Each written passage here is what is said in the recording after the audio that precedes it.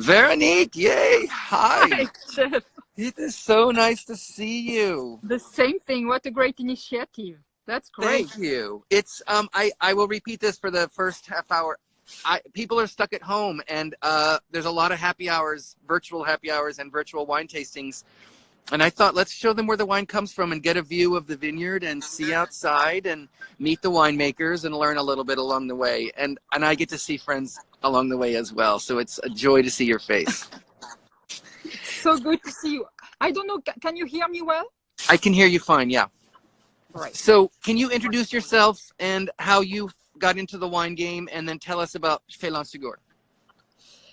So my name is Veronique Dausse. I've been running Phelan Segur for the last 10 years. And when I actually joined the wine industry, that was in Napa. And that was 30 years ago.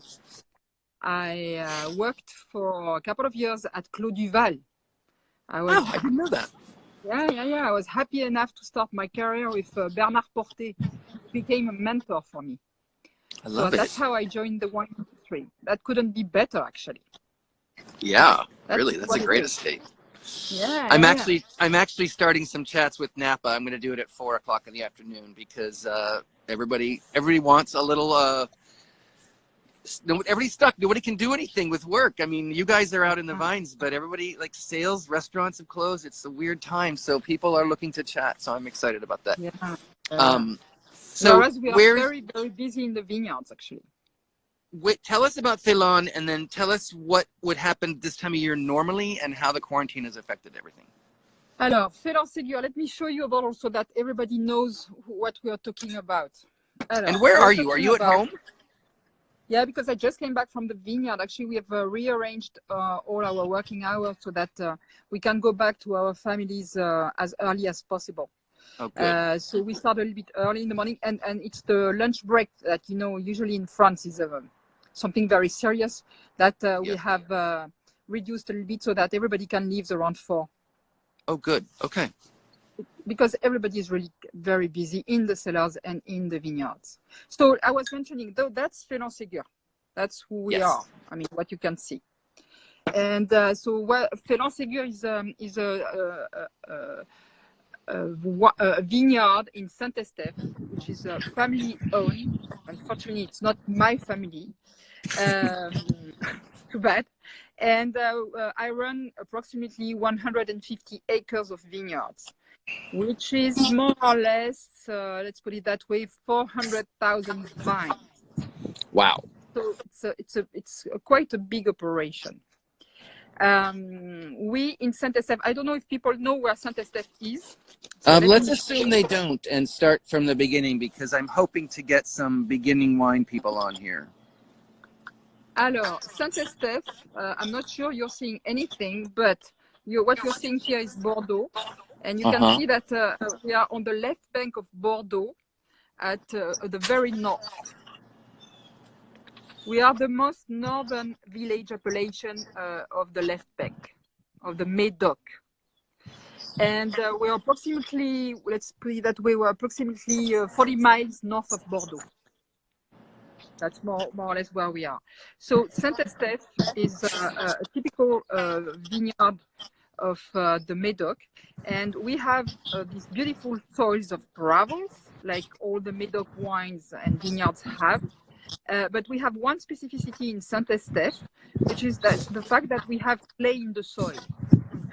So that makes it very specific. And that's why we have in Saint-Estèphe, obviously, a lot of Cabernet Sauvignon, because I really think that the Médoc and the left bank of Bordeaux is the temple of Cabernet Sauvignon in the world, really in the world. And we have Merlot. And we have almost 50% of Merlot in the overall Saint-Estèphe vineyard, which sounds very unusual because people think about the Médoc as a Cabernet Sauvignon vineyard. But we in Saint-Estèphe have this beautiful Merlot. Can you say that again? 50% of the Merlot in Saint-Estèphe is at Phelan Segur? No, Saint-Estèphe, the Saint-Estèphe vineyard, they have overall almost 50% of Merlot. Ah, okay. Yeah, and we at Phelan Segur, we have almost 60% of Cabernet Sauvignon, 38% of Merlot, and we have a splash of Petit Verdot and a splash of Cabernet Franc. Okay. Tasting class, Lindsay from Dubai just joined us. I bet you sell to Dubai as well, don't you? Yeah, sure. It's a big market. Not a big market, but it's a precious market for us. Yeah, and So, Lindsay is lovely. So what happens normally in the vineyard and in the cellar at this time of year, and how is that impacted by the quarantine? As you see, the weather is absolutely gorgeous. Yeah. I mean, it's a very early spring, actually. It's a weird situation because today must be like 80 degrees or something, more or less. But it was snowing on Monday. It's crazy, right? So it's weird and crazy. But the nature is moving a little bit faster than we are. Yeah. And it's a very early spring. I mean, you can see my beautiful old roses tree behind me, which is approximately 2 weeks early. So that's how it's going. Yeah, 2 weeks. Does that put them in danger for frost if the frost comes back? The buds of everything? Yeah, already early this week, in some areas where they are really sensitive to frost. I mean, you had some, these candles that everybody is lighting in the vineyards to try to prevent from frost. We in Saint-Estèphe are lucky enough to be very close to the Gironde River, and we were saved from the frost even in 2017, which was a very big frost here. Yeah. Thanks to the river that acts like an air conditioning process, actually. And even in 91, and I checked in 91, which was very, very severe frost year in Bordeaux, we produced the maximum. So we were not hit by the frost in Phelan, and all the vineyards that are facing the river are protected. That's really fascinating. Yeah, but it's a little bit because it got warm, so the buds start to come out, and then it got cold. That's the danger. Oui, because now you can see that the budding has really occurred, and you may see some small leaves like 1 centimeter or 2 centimeters, depending on the varietal and depending on the terroir, on the area. Yeah. But we have, and I heard that Burgundy was hit by frost also, but so far so good. Yeah, I saw. Jeff, we're gonna be really shaking like hell until mid May, because we have at least 1 month of really being afraid of the frost. Yeah, I think that's there's a gardening rule here. You don't plant until after Mother's Day, which is right around there for the frost. That's just in a garden here. I remember that. While I have you, just one of the challenges I had as a sommelier is I like to have a big Bordeaux selection, and when you go to a table, you have like 30 seconds to explain the difference between Margaux and Pauillac and Saint-Estèphe and Saint-Julien. How do you, in a brief, standing at a table with a customer, how do you explain the difference briefly? Alors Saint-Estèphe, Saint-Estèphe is quite easy to describe, in the sense that we produce some very powerful, full-bodied, structured red wines. The good thing about Saint-Estèphe is that we, thanks to this Merlot that can be in quite high proportion, but not in every chateau, is that you can have some tannic wines, but the Merlot will always bring what we call la gourmandise, the fruit-forward, almost sweet without being sweet, of course, side of the wine. So you have a big wine with a lot of density, concentration. But now, and that's one of the specificity of Phelan Segur, is that we really work on the quality of tannins. So you have some big wines, but with so velvety tannins. And I think it works for the whole Saint-Estèphe vineyards. So what makes it very different from Margaux, for example, even if Margaux has a lot of different characters, is that we have a wine that is a big wine, and I would hate to use that. It's a wine that will be more masculine than Margaux. I hate to use that comparison that doesn't really make sense, but still it's a big, structured, dense, bold wine. Yeah, it's the best analogy. That is, again, unfortunate, but it explains a lot. It really does. Yeah. James Molesworth said hi, and Hi, Celine, James. I'm drinking coffee. Something that I just got for my wine list recently was your 2013, which was a really nice price for us. And people think 13 is a bad vintage. Can you explain why it's not a bad vintage and might be an opportunity to taste something different? It's not a bad vintage, but because I think that any others would release a wine that would be bad. That's something which is the first thing and the most important thing. It was a challenging vintage, but we are growers. That's Mother Nature that rules our world. So Mother Nature in 2013 decided that it would rain the whole year. And it actually rained the whole year. That was crazy. It rained and it poured and it poured. And you know that in Bordeaux, we are a very oceanic climate. We are near the ocean. Yeah. And it rains a lot, but that was crazy. So we had some fruit that were in not such a decent conditions, though in the north of the Médoc, so all Saint-Estèphe and Pauillac, we were lucky enough to avoid rain during the harvest. Okay. And that actually helped us a lot.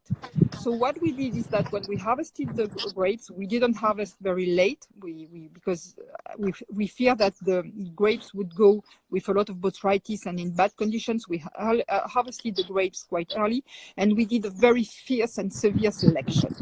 Okay. So we are all using some different methods. We are using optical sorting machine, and it really helped us. So we only produced a very tiny quantity of bottles, but I mean, we were sure that this wine had no default and has a decent ripeness.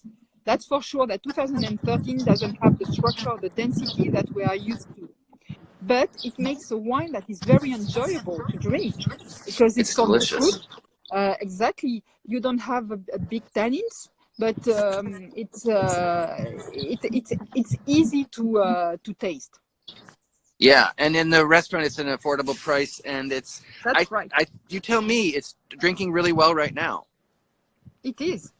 That's why we kept fighting against this reputation, because obviously it was difficult for us. But that's life. And once again, I think we are serious people in Bordeaux, and we will never ever release a wine that is not at the level of what our dear and loyal customers are expecting. That's exactly it. I don't know that they think it's a bad vintage. I'm like, these people are not going to sell a bad wine. They're going to make a delicious wine, and it's maybe different from the vintage. But while we talk about that, there's a few people might not recognize the different labels, the different wines that you make, that you might see, because everybody's retail focused right now. And some of the wines that might be in retail, can you explain which those are? We produce actually three wines. We have what we call in Bordeaux le Grand Vin, which is going to be representing really the not only the style but the core of our vineyard. And this is what we call Chateau, Phelan, Segur. I showed you the bottle earlier. Yep. So I don't know if you see anything, but it's almost yellow label. Yeah. With a monogram and Chateau Phelan Segur. Just a small story. Like Phelan is actually Irish. Even if there is an accent on the E, it originally back in the mid 19th century, it was Phelan. Oh, Phelan. So Bernard Phelan created the Phelan Segur. And so that's going to be the Grand Vin. And the Grand Vin is usually made out of very old vines and some very beautiful terroirs of gravels. And usually it's between 50 to 60% of Cabernet Sauvignon. It's being aged in barrels, in new oak barrels, for 50 to 55% of the new oak barrels for a year and a half. And it's once again, even if we are in Saint-Estèphe that produce these big, strong structure wines, we at Phelan Segur, thanks to our terroir, produce a wine that has kind of elegance that I like, the precision, the elegance. It's a wine that is very focused. It's never going to be a blockbuster when you start tasting it. It's a wine that has some length, precision and length, and we are so much obsessed by the quality of tannins that even if there are a lot of tannins in our wines, they are always velvety and smooth, and that's what Phelan Segur is.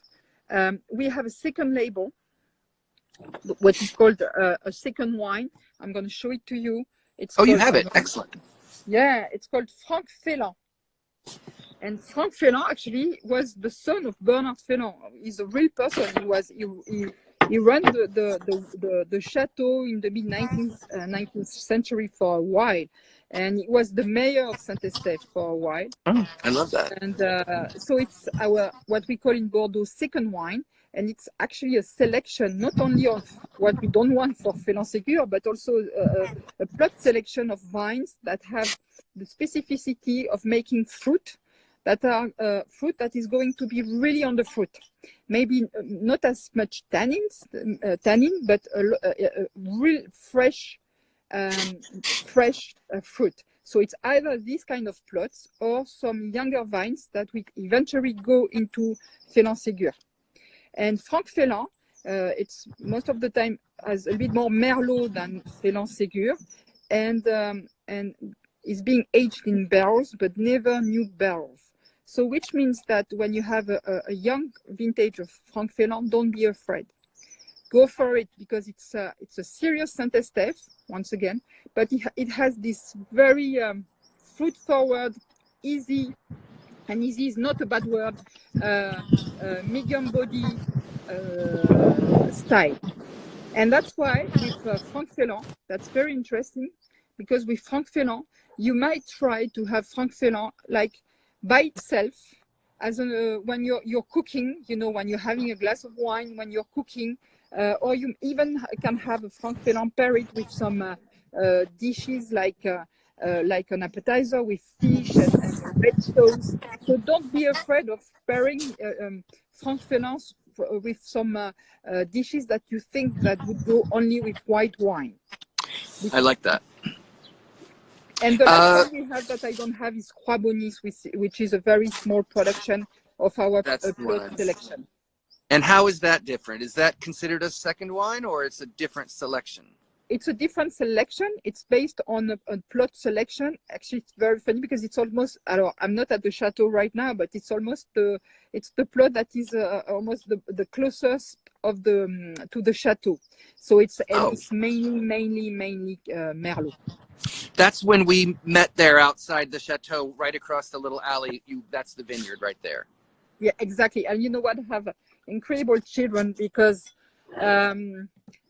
look what they brought. Oh, they brought it out while you were chatting? That's amazing. I love it. Eva. Thank you, Harald. Thank you, Olga. What does the word Bonis mean? Where does that come from? It's it's a name of a place. So we couldn't find the origin of the name. La Croix being the cross, obviously, and it's a name of a plot. Okay. That's what it is. Do you have anything you want to tell people, or if y'all have any questions? Can you see the questions or the comments as they come up, Veronique? I didn't pay much attention to the questions that were coming. No, that's fine. I'm sorry. That's fine. I have we sort of talked about this, but Alex, a friend of mine, she had asked, how do you compare the taste of Saint-Estèphe compared to the other Medoc? You had mentioned that it's more powerful and maybe not loving the comparison, but say maybe more masculine than a feminine Margaux. But taste-wise and pairing-wise, can you advise on that? Taste-wise, I'm not sure that I would bring something relevant in terms of comparison. It's more the comparison can be made really in terms of structure and style, but not taste, because we are all working on Cabernet Sauvignon. and sometimes a little bit of Merlot. And the taste of our wines is based on the varietal and the terroir and the style of the vinification and the aging. So it's a lot of different factors. So it's difficult to say my taste is going to be this compared to Saint-Julien or Pauillac, because there is no generality. The fact is that so it's very difficult. I think that what I want to say is that in the past, maybe in history, Saint-Estèphe had the reputation of being a wine that you needed to wait for 10 years because it was a tannic wines, and because maybe in the past we were not really harvesting as ripe as we are harvesting right now. Now we are making sure by the quality of the work we do in the vineyards, because maybe the yield are a little bit lower, because we really take care of our vines very well. Maybe because now the density of vines has increased, because we are now planting at 10,000 vines per hectare, whereas in the past it was a bit lower. So each vine had to produce more wine, not more fruit. Now each vine produces the equivalent of maybe one bottle of wine. So there is a better concentration, and we harvest a little bit later. So the Cabernet Sauvignon especially are riper than in the past. So the tannins we have the same level of tannins, but the tannins are maybe of better quality, which means that now we are making wines with a great maturity and a great and tannins that are very ripe.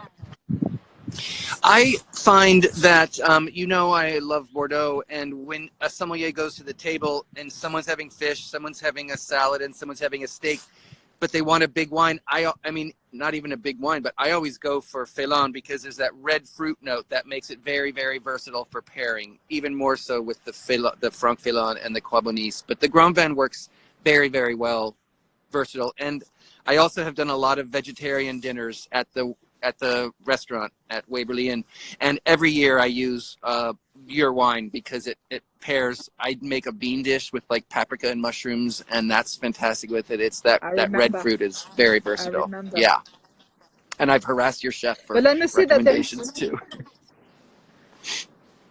But I must say that there is something that we are very careful also with at Phelan Segur, is the kind of aromas that is brought by the aging, by the barrels, because what we don't like with Fabrice as a master of as a cellar master, with Luc who is in the vineyard, and we are the three others working on the technical side, is that we hate this kind of vanilla, too modern, aromas brought by some wood, some burning of the wood, of quality of the wood of the barrels, that is bringing something which is like makeup of the wines. That's not what we want. We want to keep the purity of the fruit in our wines.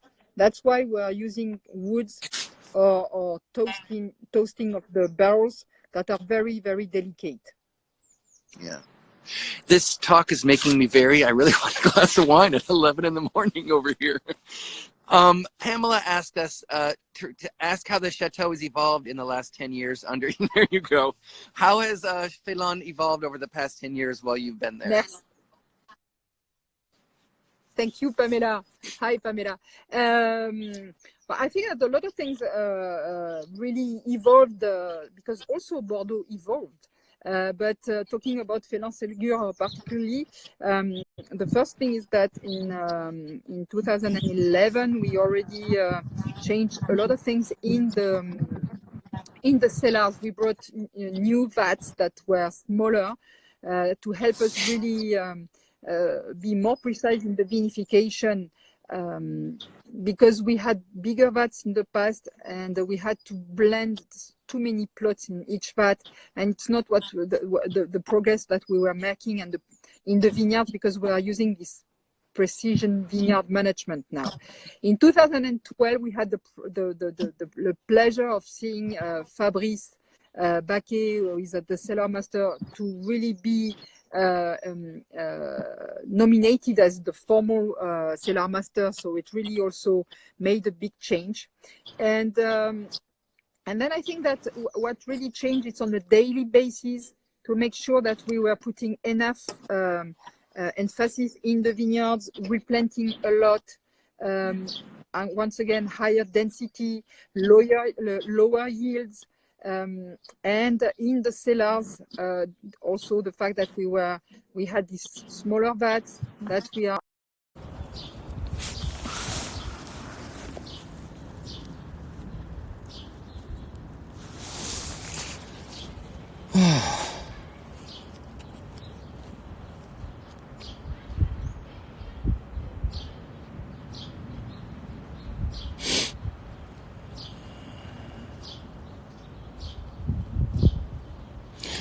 I forgot this ends after an hour and we got bumped off. So I'm going to get back with her.